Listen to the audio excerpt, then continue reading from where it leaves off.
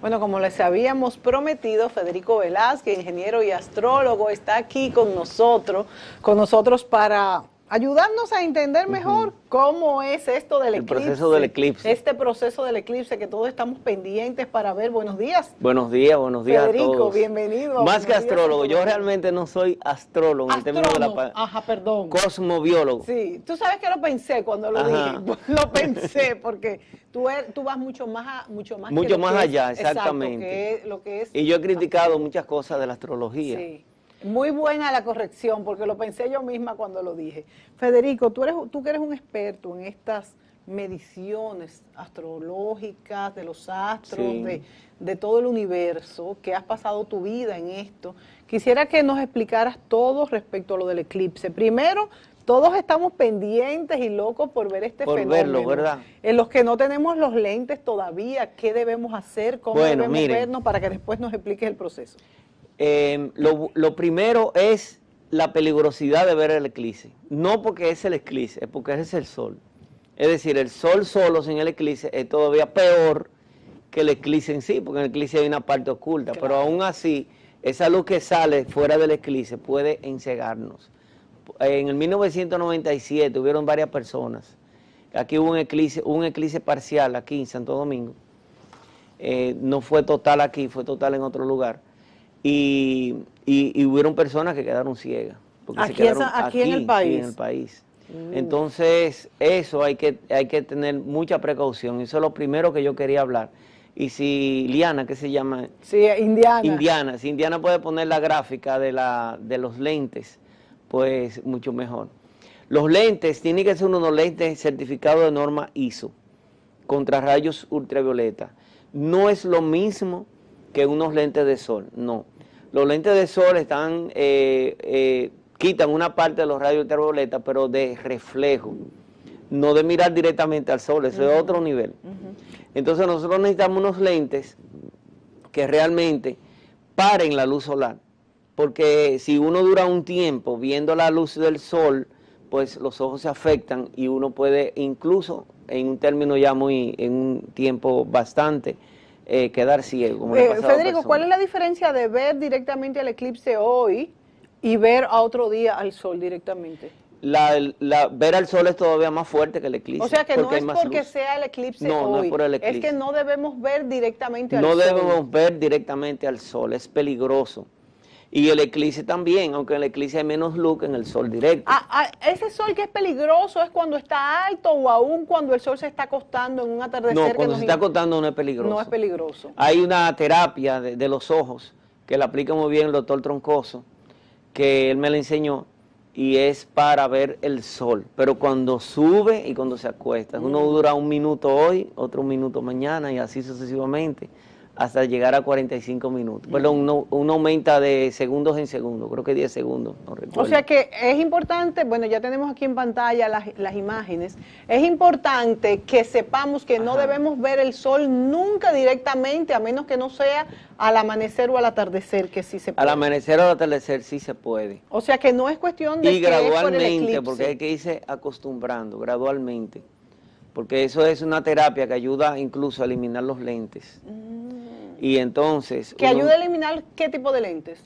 Cualquier defecto de la vista, cura eso. Yo lo tenía y ya yo llevaba 2 meses, pero entonces el sitio donde yo estaba en la mañana tenía sombra y tuve que interrumpir el tratamiento. Bueno, pues sigamos con el eclipse. Primero ya sabemos que debemos verlo con estos lentes que son especiales para rayos ultravioletas, pero que no solamente es por el eclipse, sino porque no podemos ver directamente los rayos del sol. Los rayos del sol son fatales. No se le ocurra ni radiografía. Ni se le ocurra, si alguien tiene por ahí películas de esas de antes, de fotografía, que ya no se usan, por suerte, no se le ocurra fondo de botellas. No se le ocurra una serie de cosas que Pero cuando yo era chica decían que uno lo podía ver con radiografías. No, eso era falso. Todavía puede hacer daño a los ojos. Sí. Especialmente en aquella parte de la radiografía que es blanca, porque no toda es negra. Pero además en la parte negra todavía los rayos ultravioleta pasan, que son los que queman. Estos lentes le quitan todo el espectro que va desde gran parte del verde hasta los rayos ultravioleta, que son los fatales, que no se ven, nosotros no lo vemos. Son Bueno, invisibles. Federico, ya nosotros armados de nuestros lentes. Ay, perdón, sí lo pueden ver con un aparato, con un vidrio de esos de soldar, pero de los que son gruesos, no de los que vienen. Pero esos no son ahora. tan fáciles de conseguir. No, O sea pero mi papá, yo me ¿y acuerdo. las cajas, y las famosas cajas que uno hace de cartón? Sí, eso no lo puede ¿Y hacer cómo es que porque lo hacemos? Se hace un hoyo, incluso el eclipse a través de las hojas de las flores se puede ver abajo reflejado, la luna y el sol. Uno hace un hoyito y uno busca una especie como de un hoyito bien pequeñito para que la luz entre y entonces al fondo se ve el eclipse sin problema. Ahí no hay ningún peligro porque uno no está mirando el sol, uno está mirando la caja. Bueno, esto lo vamos a tener que buscar. Eso a es ver con cómo lo algo, construimos. con una especie de cartón adelante, se hace el hoyito y con otro ¿Y se cartón refleja blanco aquí. en la pared de atrás? Sí, se refleja en la pared de atrás. Bueno, miren, Eso aquí se en puede pantalla hacer. tenemos el sol. Tenemos el sol aquí totalmente descubierto. Sí.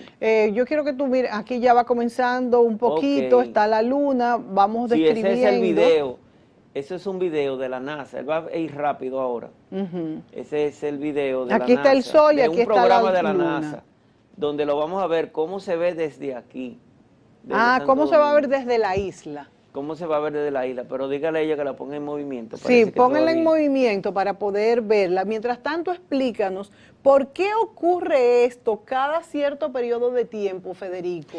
Hay y un por periodo. qué es algo que no es, por ejemplo, no es que ocurre cada 10 años, No. no. ¿Y cómo ustedes calculan cuando viene un eclipse? Bien. No, el eje terrestre tiene un movimiento que se llama denutación, que es un movimiento senoidal. Eso hace, ese movimiento traza una línea senoidal en un término de 18.6 años. Entonces, en ese periodo hay unas cosas que se llaman nodos, que son los puntos donde puede haber eclipse. Y en un periodo de más o menos 18 años y 11 días, hay 223 periodos de eso donde puede haber eclipse. Wow. Y eso arroja 42 eclipses de sol y 42 de luna. Entre esas cantidades tenemos de 2 a 3 eclipses de sol y de 2 a 3 de luna cada año aproximadamente. Pero no se ven porque generalmente ocurren sobre el mar. No se ven porque ocurren sobre el mar Sí. o la eclipse de luna ocurre cuando la luna está del otro lado, la gente de China lo ve, nosotros no lo vemos. O sea, ese tipo de cosas ocurre. Ahora, el sol tiene una proyección que cuando la luna y el sol se engrapan, entonces esa proyección cae sobre la Tierra. Entonces, esa proyección muchas veces cae en sitios que no es, o en sitios que no nos conviene a nosotros. Este eclipse es del Saros 145, porque se numeran de 1 a 223. Este eclipse, los nodos se mueven hacia atrás y la luna se mueve hacia adelante. O sea, contrario a la rotación de la luna, que se mueven los nodos. ¿Siempre o periodo- en este eclipse? No, siempre. Siempre. En ese periodo de 18.6 años. Pero los aros se mueven 18 años y 11 días. O sea, no llega a los 6 meses o los 7 meses del movimiento total. Y vuelve y se repite. Este eclipse pertenece al Saros número 145. ¿Qué quiere decir el Saros? El Saros es un número donde cada eclipse del 1 a 223 va a ocurrir en el mismo lugar. De la luna con respecto al sol, Sí. no con respecto a la tierra. Sí, O sí, sea, sí. este eclipse cuando llega el Saros 223 y luego venga del 1 al 100 y se repite el 145, este eclipse se va a repetir En el mismo lugar. en el mismo lugar, pero no en el mismo lugar de la tierra Sí, necesariamente. sí. Pero sí en el mismo lugar de la posición relativa entre el sol, la Y luna la- y la tierra. Ah, El centro con respecto al centro de la tierra, pero como hay rotación, Claro, se va a ver puede en ser que distintas... hoy esté Estados Unidos, mañana esté Europa. Sí. Por ejemplo, en el caso nuestro, va a haber un eclipse total sobre República Dominicana, el próximo. El Así que próximo. tenemos que prepararnos ¿Cuándo va a ser? ¿En qué año? en el año 2045. Wow, falta bastante. Sí, entonces, estos eclipses es muy bueno observarlo, pero siempre con la precaución debida, con los lentes debidos.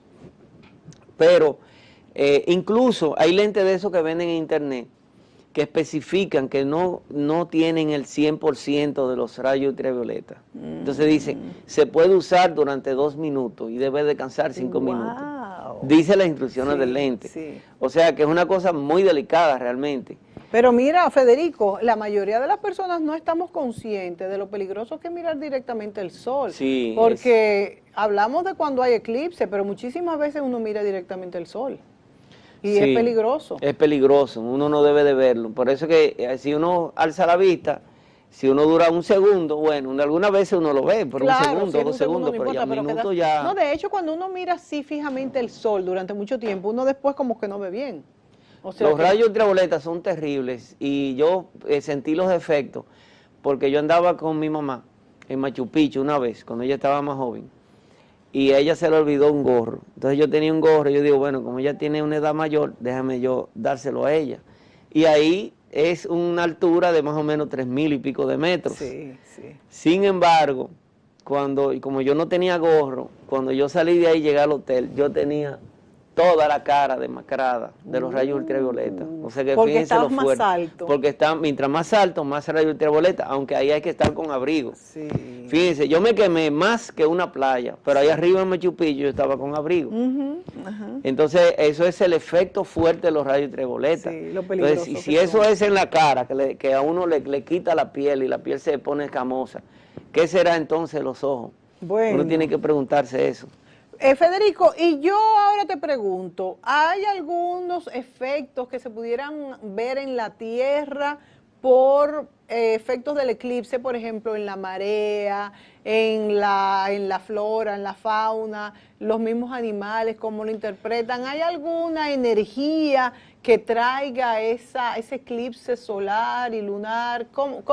¿Qué podríamos hablar de esto? En el caso de las mareas, cuando la luna está exactamente junto con el sol, en este caso, va a haber una marea alta, pero en el momento donde en los extremos, en el lado delante del eclipse y en el lado atrás. Y entonces va a haber marea baja en los 90 grados de la Tierra.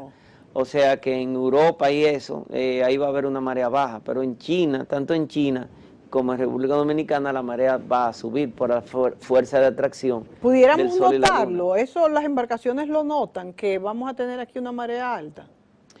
Eso uno lo nota el que está en la playa, pero el que sabe de eso, porque muchas veces, quizá un pescador se da cuenta, pero muchas veces uno está en la playa y uno no simplemente está disfrutando de la playa, no está atento al asunto de las mareas. Sí. Pero sí hay una marea. Entonces, en cuanto al eclipse, hay que ver que el eclipse va a comenzar cerca del Océano Pacífico, atraviesa Estados Unidos, que por primera vez en muchos años un eclipse atraviesa Estados Unidos completo y una publicidad en Estados Unidos. Sí, increíble. Muchísima gente incluso han organizado viajes para ir a ver el eclipse. De hecho, hay muchísimas casas de campaña en lugares donde es más cómodo verlo. Sí. Y ya eso está ahí lleno de gente. Porque el sitio exacto queda cerca de Kansas City, pero queda como en un pueblo, en un pueblo no, es como un campito. Yo lo calculé, lo tengo en la vista para que lo vean también. El eclipse completo está cerca de Kansas City.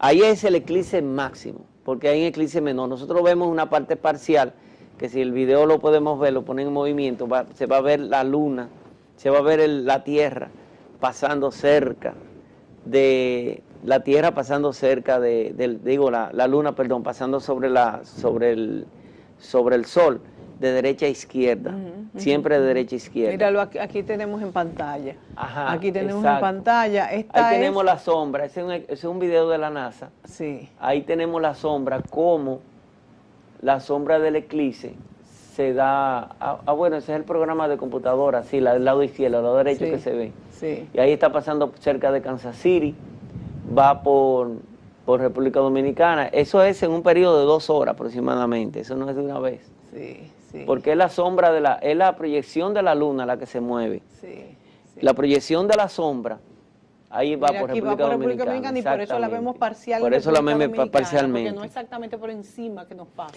Es la proyección de la proyección de la sombra. Porque la luna se mueve de derecha, de oeste a este, es decir, si uno está aquí, La luna se mueve así, de derecha a izquierda. Entonces la proyección de la luna es más rápida que la rotación de la Tierra, porque la rotación de la Tierra se va moviendo la Tierra y se va moviendo la luna también. Pero la proyección de la luna es más rápida, porque la Tierra se mueve en contra del eclipse. No a favor del eclipse, sino en contra. Pero como la sombra es más rápida que la rotación, entonces ahí viene el fenómeno del eclipse, por eso ese movimiento que nosotros podemos ver parcialmente. Uno calcula el centro del eclipse, yo lo calculé, como yo te decía, yo tengo programas propios, es decir, yo no hago programas, no bajo programas, yo tengo mis propios cálculos matemáticos y en uno de los programas yo le había metido un uso horario diferente al de República Dominicana, que era 4, pensé que había colocado 4 y entonces me daba una hora diferente, con una hora de diferencia, pero luego el sábado lo corregí. Inclusive se lo mandé a un miembro de la Asociación de Astronomía y se lo mandé equivocado. Pero ya el sábado yo lo corregí y ya tenemos esa gráfica como está ahí. Esa gráfica es un programa de la NASA, el programa mío no tiene gráfica, es un programa de cálculo matemático solamente. Pero yo calculo la proyección de la sombra, los aros, todo eso.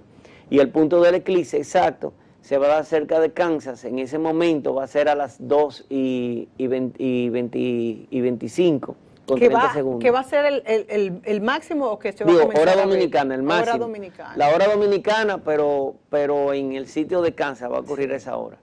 La parte máxima nuestra va a ocurrir a las 3:59, a las 3:29, hora dominicana. 3:29. 3:29, allá en Kansas. ¿Qué parte vamos a ver del sol nosotros? ¿Qué tan grande? Nosotros, hay una gráfica que yo le pongo cómo se va a ver exactamente. Sí, la que dice cómo se va a ver en la El mismo video anterior tiene 2 mitades. La mitad que ella puso es la mitad izquierda que se ve desde la luna. Hay otra mitad del video que está a la derecha que se ve desde la Tierra. Y se ve un disco que está pasando y al final abajo va a quedar la parte del sol iluminada.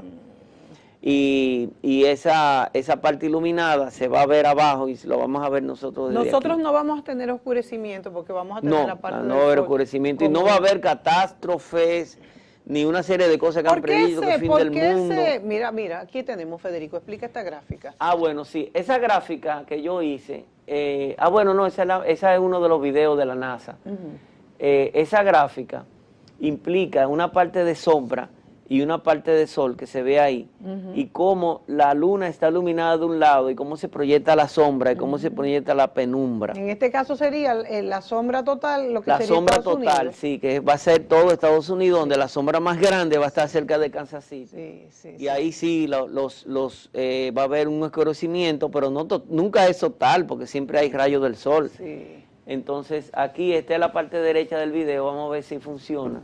Ahora, si lo podemos... Esa es la parte derecha del video.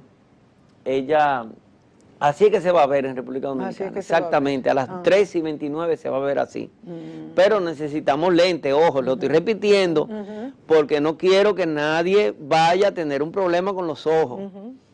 Necesitamos los lentes. Federico, ¿por qué se asocian los eclipses a catástrofe, a consecuencias que quizás no inimaginables? ¿Es por desconocimiento? ¿Siempre las cosas astrológicas? Es por desconocimiento. Realmente no ocurren catástrofes en eclipse. Y bueno, si hay una explosión que se lleva el sol y la luna y la tierra, bueno, y eso es otra cosa. Pero y eso puede pasar dentro de 5.000 millones o 10.000 millones de años quizás, pero no ahora. Entonces, dentro de 1.000 millones de años, se va a secar el agua de la tierra, o sea que la tierra se va a extinguir. Eso está predicho, vamos a decir. No, eso es un cálculo científico de acuerdo a la cantidad de combustión del sol y el hidrógeno, que es el combustible principal, cuando hay una explosión nuclear, se convierte el hidrógeno se convierte en helio. Entonces el helio ocupa más espacio, entonces el sol va a agrandar de tamaño y entonces la Tierra va a calentarse más, pero eso va a pasar dentro de 900 millones o 1.000 millones de años. ¡Dios mío! ¡Wow! Entonces la Tierra a calentarse, porque va a haber más helio que hidrógeno en el sol, cada segundo se queman 655 toneladas de hidrógeno.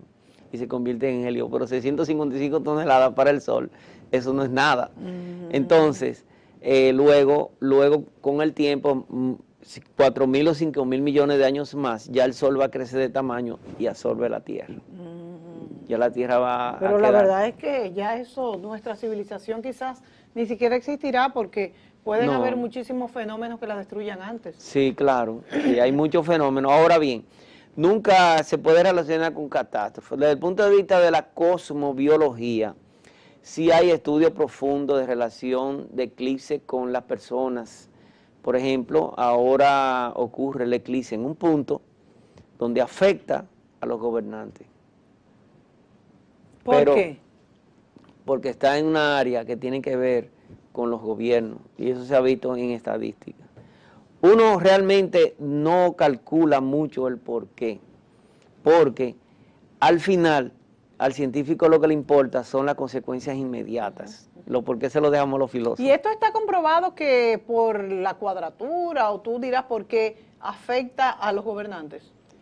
Sí, por el sitio donde está en este momento, afecta a los gobernantes. Y de hecho, no es que lo va a afectar después del eclipse, lo está afectando antes. Por ejemplo, el presidente Danilo Medina no habló el 16 de agosto. Es una consecuencia del eclipse. Esas son las cosas que se ven, problemas con Trump en todas partes. En Francia, el presidente bajó la popularidad. Sí. O sea, eso es lo que se ha observado desde el punto de vista de la cosmología, que estudia la relación de los astros con la Tierra. En el caso mío, por ejemplo, el calendario, yo pongo siempre el eclipse, porque el estudio del calendario fue un estudio de 5 años con la ayuda de la Secretaría de Agricultura.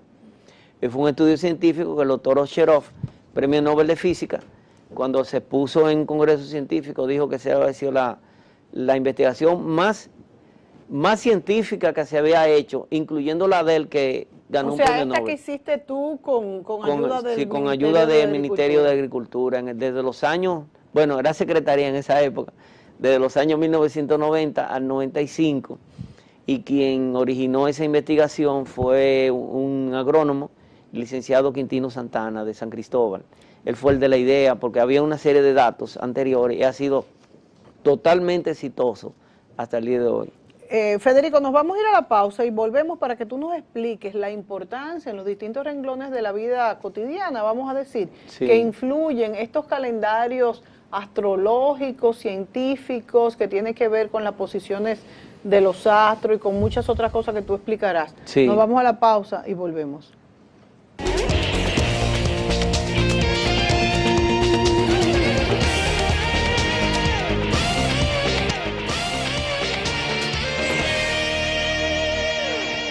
Continuamos con Federico Velázquez hablando de causas y consecuencias del eclipse de hoy al mediodía. Yo espero que no haya sido consecuencia del eclipse, que mi celular acaba de morir, no sé qué le dio. Nada, no prende, no quiere nada. Esperemos que reviva después del programa.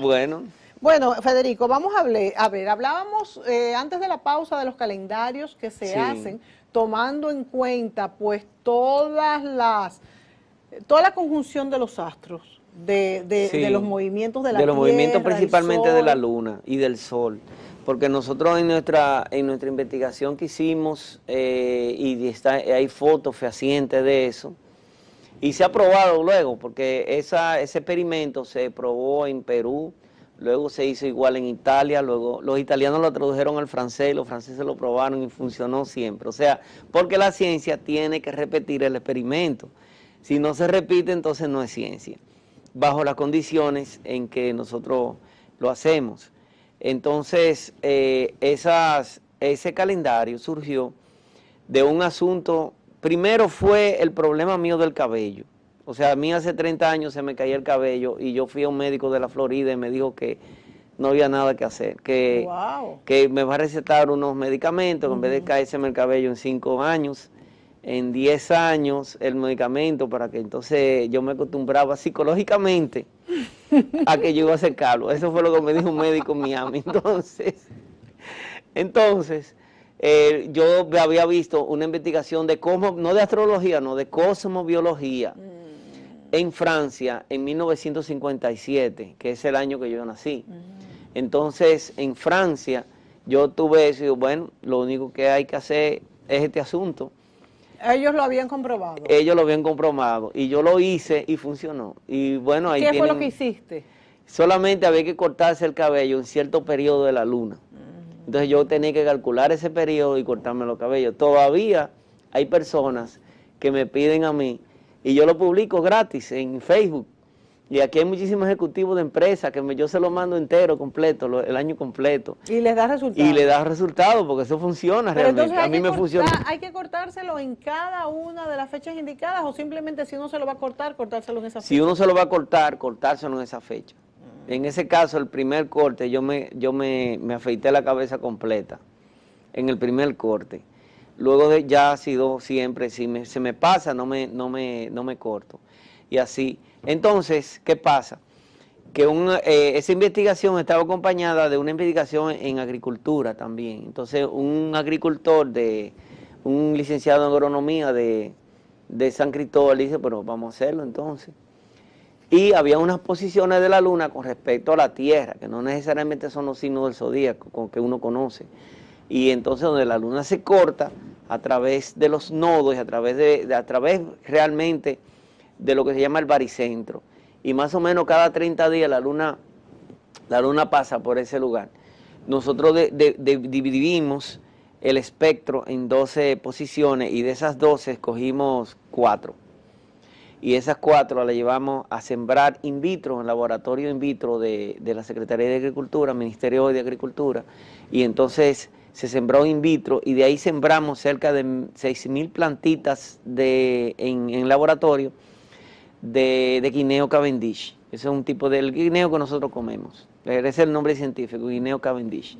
Entonces, ese guineo Cavendish, de ahí, de esas 6.000 plantitas, pudimos sembrar en tierra firme ya, para hacer la prueba, 1.600 plantitas.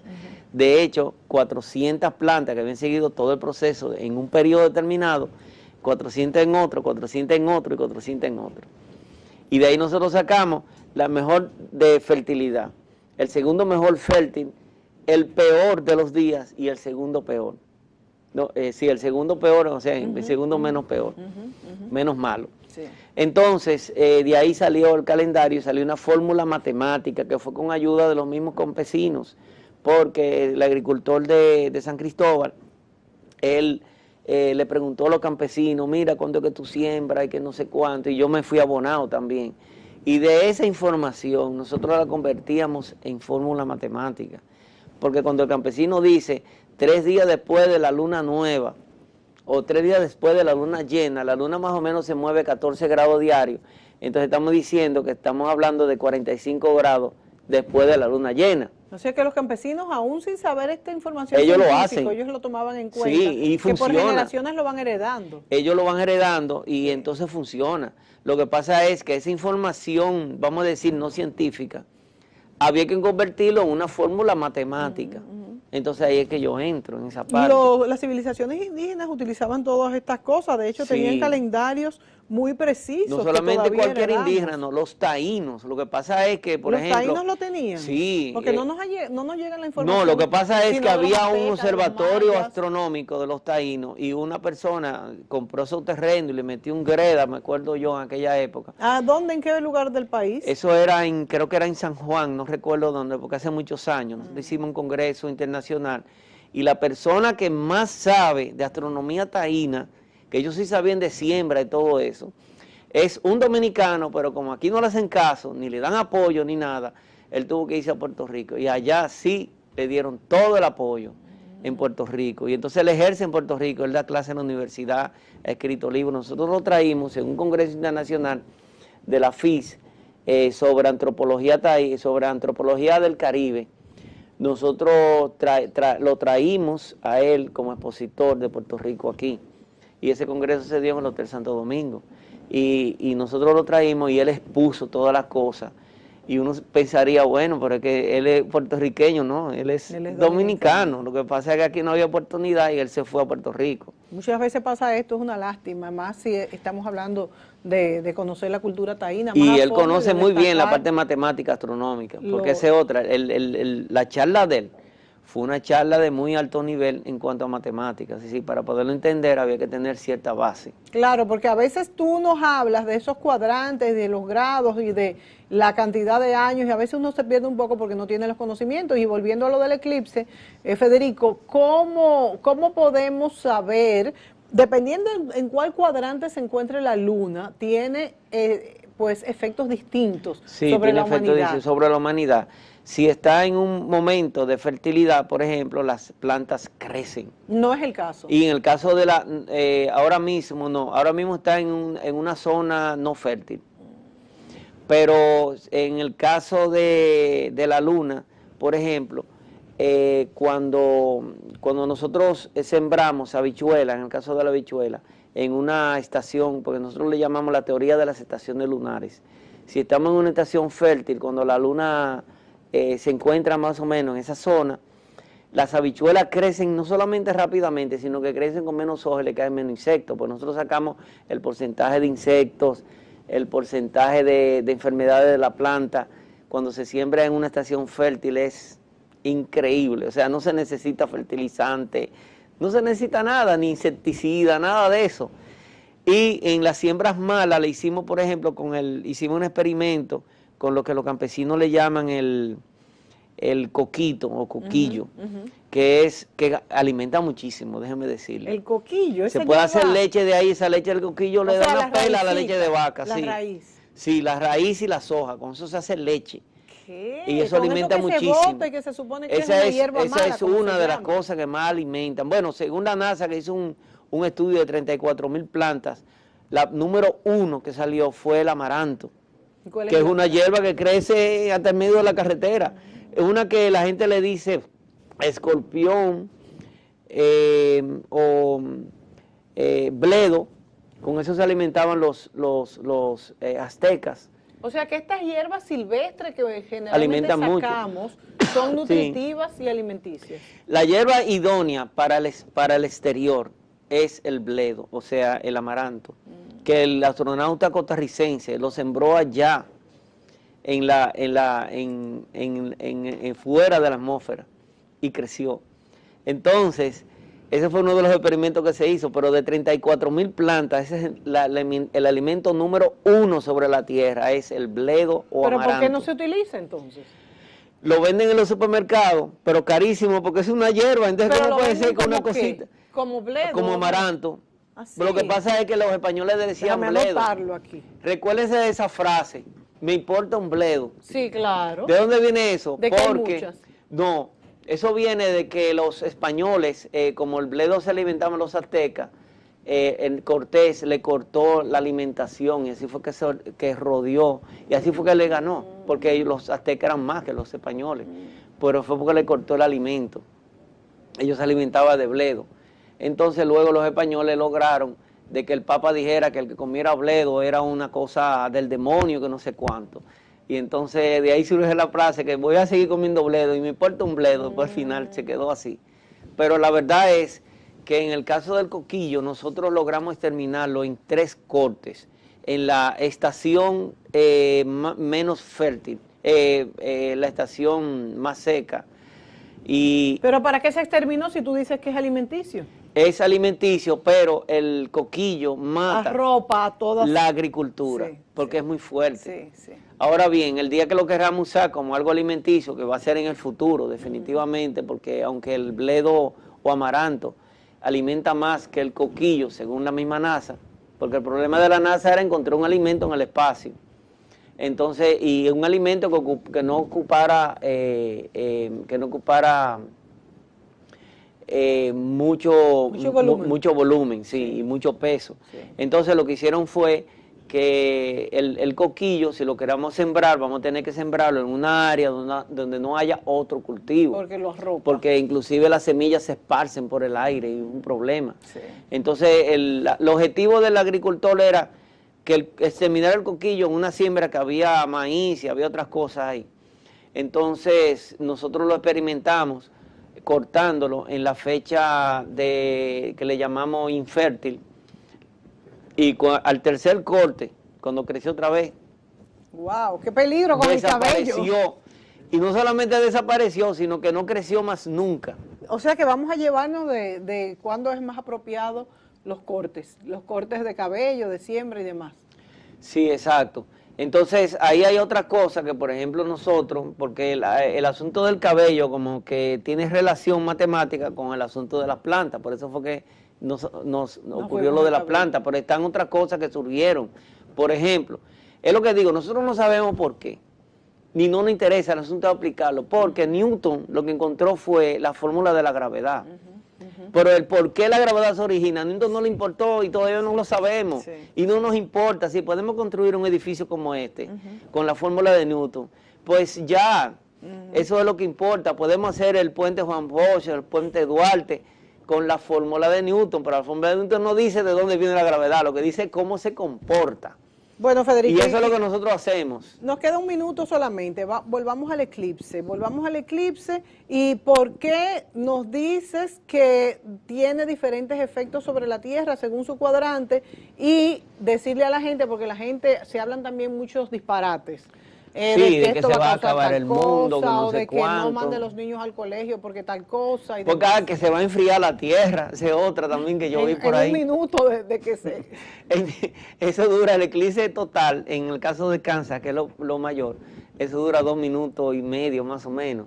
Entonces en 2 minutos y medio se va a enfriar la tierra. Como que de noche no se enfría, ¿no? Como que de noche no se enfría y dura 12 horas por allá atrás. Claro. Entonces realmente eso es un disparate. En los efectos que ha estudiado la cosmología, como yo te dije, era también alejamiento. Por ejemplo, un científico francés, su padre cuando salió tuvo que salir de Francia porque él iba a construir un aeropuerto en África, y entonces ese aeropuerto todavía existe, y entonces él tuvo que dejar los cuidados de su hermana, o sea, de sus tías. Y él se separó, eso fue durante un eclipse. Ahora, ¿qué pasa?